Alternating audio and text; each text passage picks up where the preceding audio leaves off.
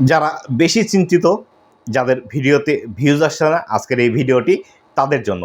আজকের এই ভিডিওটিতে আমি সম্পূর্ণ বিষয়টি আলোচনা করব যে আসলে কিভাবে আপনাদের ভিডিওতে ভিউজ নিয়ে আসবেন এবং আপনার চ্যানেল দ্রুত গ্রো করাবেন। তো বন্ধুরা, ভিডিওটি খুবই ইনফরমেটিভ হতে চলেছে।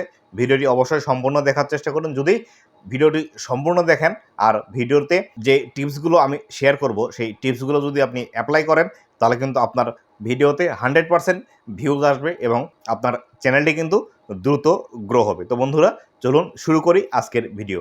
তো বন্ধুরা, আপনি যে ক্যাটাগরিতেই কাজ করেন না কেন, হতে পারে আপনার কুকিং চ্যানেল, অথবা হতে পারে আপনার ব্লগিং চ্যানেল, হতে পারে আপনার টিউটোরিয়ালমূলক চ্যানেল বা এডুকেশন চ্যানেল, যে টপিকেই আপনি কাজ করেন না কেন, অবশ্যই আপনাকে টপিক সিলেকশনের দিকে লক্ষ্য রাখতে হবে।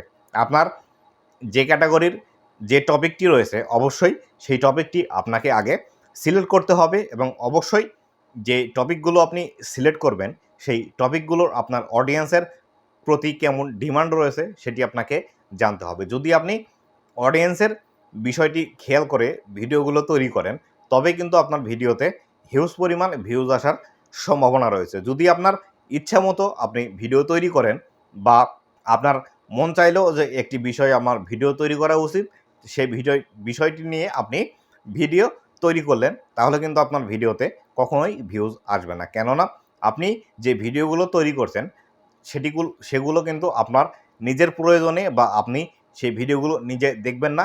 এটিই কিন্তু আপনার ভিডিও তৈরি করার মূল উদ্দেশ্য, যাতে করে আপনার অডিয়েন্সরা সেই ভিডিওগুলো দেখে এবং সেখান থেকে আপনি হিউজ পরিমাণ আর্নিং জেনারেট করতে পারেন। তাই অবশ্যই আপনি যে কন্টেন্টগুলো তৈরি করবেন, সেই কন্টেন্টগুলোর টপিকগুলো অডিয়েন্সের কাছে কেমন ডিমান্ড রয়েছে, সেই ডিমান্ড অনুযায়ী কিন্তু আপনাকে ভিডিওগুলো তৈরি করতে হবে। আর আপনি যখন অডিয়েন্সের মনের কথাটি বুঝতে পারবেন এবং মনের কথাটি বুঝে আপনি যখন ভিডিওগুলো তৈরি করবেন, তখনই কেবল আপনার ভিডিওতে কিন্তু ভিউজ আসার সম্ভাবনা রয়েছে। আর যদি আপনি অডিয়েন্সের মন না বুঝে নিজের খেয়াল খুশি মতো ভিডিও তৈরি করেন, সেখান থেকে কিন্তু আপনি কখনোই ভিডিওতে ভিউজ পাবেন না বা ভিডিওতে ভিউজ আশা করা এটি দুঃস্বপ্নের মতো। তাই অবশ্যই আপনার কন্টেন্ট সিলেকশনের দিকে খেয়াল করতে হবে।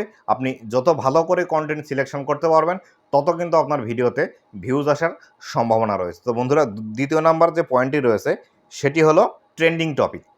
তো ট্রেন্ডিং টপিক বিষয়টি কি আপনাদেরকে আমি বুঝিয়ে দিচ্ছি। সেটি ধরুন, আপনি যে ক্যাটাগরিতে কাজ করুন না কেন, আপনার সেই ক্যাটাগরির এক এক সময় এক একটি ট্রেন্ড আসে। সেই ট্রেন্ড অনুযায়ী আপনি যদি ভিডিও তৈরি করেন, সেক্ষেত্রে কিন্তু আপনার ভিডিওগুলোতে হিউজ পরিমাণ ভিউজ আসার সম্ভাবনা রয়েছে। ধরুন, আপনি যদি কুকিং রিলেটেড ভিডিও তৈরি করেন, সেই ক্ষেত্রে আপনাকে বুঝতে হবে যে যারা বেশি ভোজনরসিক মানুষ রয়েছে, তারা বছরের কোন সময়টিতে কোন খাবারটি খেতে বেশি পছন্দ করে। ধরুন, বর্ষার সময় আসলে মানুষ কিন্তু একটু খিচুড়ি, মাছ ভাজি বা একটু আলু ভর্তা, এই বিষয়গুলো খেতে বেশি পছন্দ করে। বা আবার গরমের সময় দেখা যায় একটু টক জাতীয় খাবার, বা অনেক সময় বেশি গরম হলে কীভাবে শরীরকে ঠান্ডা রাখা যায় তার জন্য অনেকেই রয়েছে শরবত বেশি পছন্দ করে। সেই ক্ষেত্রে আপনি গরমের সিজনের দিকে শরবত নিয়ে বেশি বেশি ভিডিও তৈরি করতে পারেন। বর্ষার দিকে খিচুড়ি বা এই জাতীয় বিষয় নিয়ে বেশি ভিডিও তৈরি করতে পারেন। শীতকালের দিকে আবার বেশি বেশি পিঠা বা পিঠা জাতীয় যে রান্নাগুলো রয়েছে সেই ভিডিওগুলো তৈরি করতে পারেন। অথবা আপনি যদি একজন ব্লগার হন এবং আপনি যদি বিভিন্ন স্থান ঘুরে বেড়ান, সেই ক্ষেত্রে আপনাকে মাথায় রাখতে হবে কোন ঋতুতে মানুষ কোন জায়গাগুলো বেশি ঘুরতে পছন্দ করে। সেই রিলেটেড ভিডিওগুলো যদি আপনি তৈরি করেন, তাহলে কিন্তু আপনার ভিডিওতে হিউজ পরিমাণ ভিউজ আসার সম্ভাবনা রয়েছে। তাই অবশ্যই আপনাকে এই বিষয়গুলো মাথায় রাখতে হবে যে আপনি যে ক্যাটাগরিতে কাজ করুন না কেন, আপনার সেই ক্যাটাগরির ট্রেন্ডিং বিষয়গুলো আপনি খুঁজে বের করতে হবে। আর অবশ্যই সেই ট্রেন্ডিং বিষয়গুলো আপনি যদি খুঁজে বের করেন, তাহলে কিন্তু আপনার ভিডিওতে হিউজ পরিমাণ ভিউজ আসার সম্ভাবনা রয়েছে। তো বন্ধুরা, ৩ নাম্বার যে বিষয়টি রয়েছে সেটি হলো এভারগ্রিন কন্টেন্ট। এভারগ্রিন কন্টেন্টটি কি সেটি আপনাদেরকে আগে বুঝিয়ে দিচ্ছি। ধরুন, আমার কোনো একটি বিষয়ে দরকার বা যে কোনো একটি প্রবলেম, যে প্রবলেমটি হরহামেশাই মানুষ পড়তে পারে এবং সেই প্রবলেমটির মানুষ সলিউশন খুঁজে থাকে, বা মানুষের সবসময় যে বিষয়গুলো প্রয়োজন হয়, এই বিষয়গুলোকে কিন্তু এভারগ্রিন টপিক বা এভারগ্রিন কন্টেন্ট বলা হয়ে থাকে। যেমন হাউ টুতে যারা কাজ করে তারা কিন্তু বিশেষ করে এভারগ্রিন কন্টেন্ট নিয়েই কাজ করে। কেননা এভারগ্রিন কন্টেন্ট যে কন্টেন্টগুলো রয়েছে এই কন্টেন্টগুলো কিন্তু শুরুতে তেমন একটা ভিউজ আসে না।